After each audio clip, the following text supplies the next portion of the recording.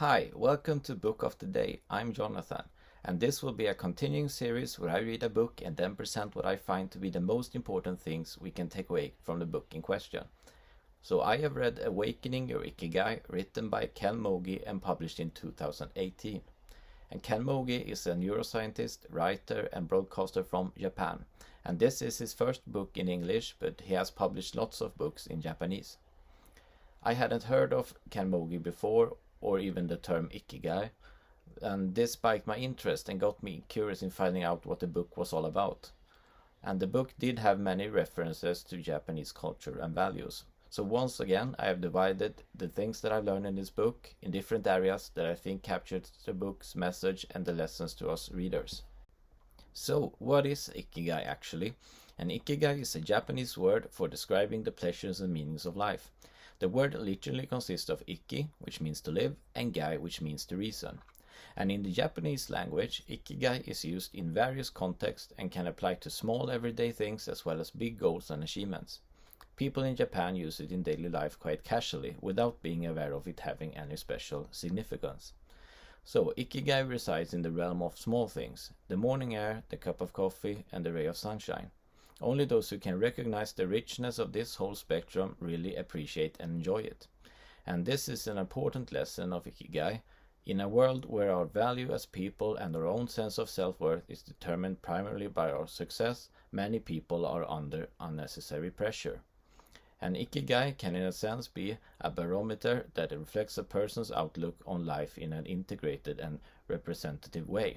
Mogi thinks that Ikigai represents the Japanese wisdom of life. Throughout this book, Mogi refers to the 5 pillars of Ikigai. And these are starting small, releasing yourself, harmony and sustainability, the joy of small things, and being in the here and now. And these pillars come up quite frequently because each of those pillars provides the supportive framework that allows Ikigai to flourish. And they are vital to our understanding of Ikigai. And although the concept of Ikigai is Japanese in origin, Ikigai has implications far beyond national borders. It is quite possible and quite probable that amongst the thousands of different languages spoken in the world, there are some concepts similar to that of the Ikigai.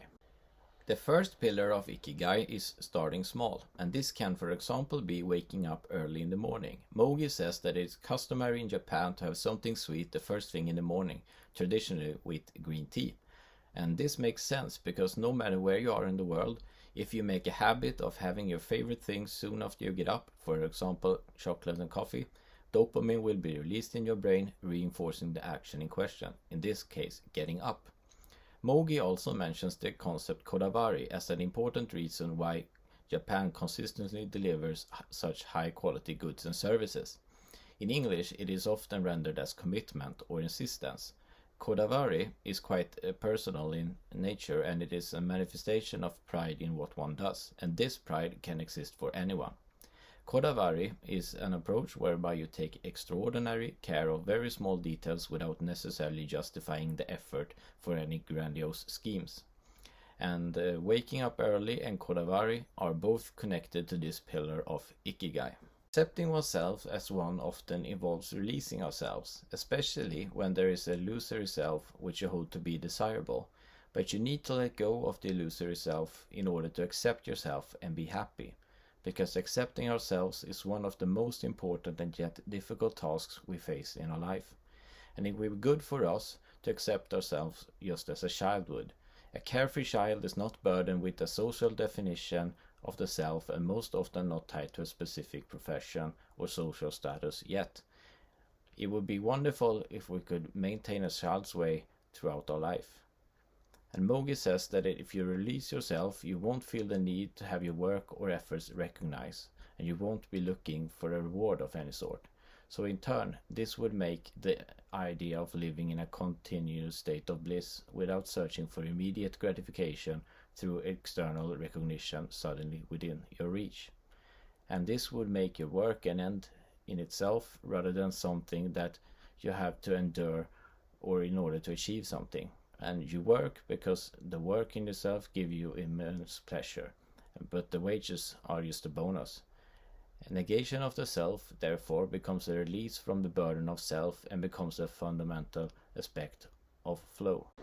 Sustainability in the context of Ikigai applies not only to man's relation to nature, but also to the modes of individual activities within a social context. Living in harmony with other people and the environment is an essential element of Ikigai. Each person's Ikigai, when implemented in harmony with other people, promotes creativity and the free exchange of ideas. The Japanese proverb Yunintoiro, which means 10 different colors for 10 different people, expresses the view that there are great variations in personality, sensitivity, and value systems among people. And by appreciating and respecting the individual characteristics of people around you, you can realize a golden triangle of Ikigai, flow, and creativity. It is in Japanese spirit to pursue something in a subdued but sustained manner rather than in a flamboyant fashion, seeking short-lived satisfaction of momentary needs. And it is in man's nature to think in terms of hierarchies of winners and losers, leaders and followers. And that is why we have made progress thus far as a species. And that is why we are someday racing to our own destruction, says Mogi. Studying Ikigai in the context of restrained and moderate expression of the self, while considering the organic system that one finds oneself in, might well contribute to a sustainable way of living. Ikigai is a universal commodity to be handed out to everyone with an eye for it. Mogi says that a man is like a forest, individual yet connected and dependent on others for growth. Having Ikigai contributes towards making the very best of circumstances. You cannot and should not blame the environment for lack of Ikigai. After all, it is up to you to find your own Ikigai in your own way. Satisfaction could come from creating something from start to finish, taking pleasure and satisfaction in both the process and the result. In the view of a typical Japanese, life is a balance of many small things, rather than something to be dictated from a unifying doctrine.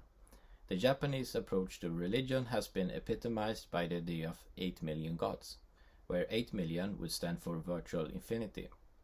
The Japanese people have traditionally cherished the idea that there are infinitely more sources for religious meaning and values in life as opposed to single one. Religious themes are welcome as long as they contribute to the multitude of a secular base for life. In recent years, Mogi says, many Japanese view the holidays of Christmas, Halloween and Easter as festivities where you can go out on the street, shop and have a good time. In other words, the Japanese assimilate these religious traditions. Attitudes towards life are reflected in people's actions. A person who believes that there is a God inside an item will approach life differently from one who doesn't. It all varies from people who express their beliefs in a God of small things, while others may pay respect and treat items around them carefully, without necessarily consciously believing that there are gods inside them. It is not uncommon to see baggage handlers and airport staff in Japan bow and wave goodbye to departing airplanes, a scene quite ordinary to many Japanese, but a source of inspiration and wonder for many people from abroad. In this last pillar of Ikigai, I will mention being in the flow again, as being in the flow is all about treasuring being in the here and now. Mogi thinks that in life we sometimes misplace priorities and significance. Too often we do something for the sake of rewards. If the rewards are not forthcoming, we are disappointed and lose interest and zeal in the work. In general, there are delays between actions and rewards. Even if you finish a good work, rewards are not necessarily forthcoming. If you can make the process of making the effort your primary source of happiness, then you have succeeded in the most important challenge of your life. So make music, even when nobody's listening. Draw a picture when nobody's watching. Write a short story that no one will read. The inner joys and satisfaction will be more than enough to make you carry on with your life. And if you have succeeded in doing so, then you have made yourself a master of being in the here and now. So in summary, we have talked about Ikigai as a concept and the 5 pillars of Ikigai that is essential for us in our understanding of Ikigai and how the pillars could manifest in everyday life. I will leave you with a few questions to help you start to reflect on your own Ikigai. The first question: could you be more relaxed about the particularities that make you who you are while being more tolerant toward the idiosyncrasies of other people? Second question: what are the small things that give you pleasure? Are you able to feel flow in your everyday life? And the last question: What are some small steps you can take for your own Ikigai without needing immediate external rewards? So that's all for today's video. If you liked it, please subscribe and hit the like button. Hopefully I will see you again in the next video.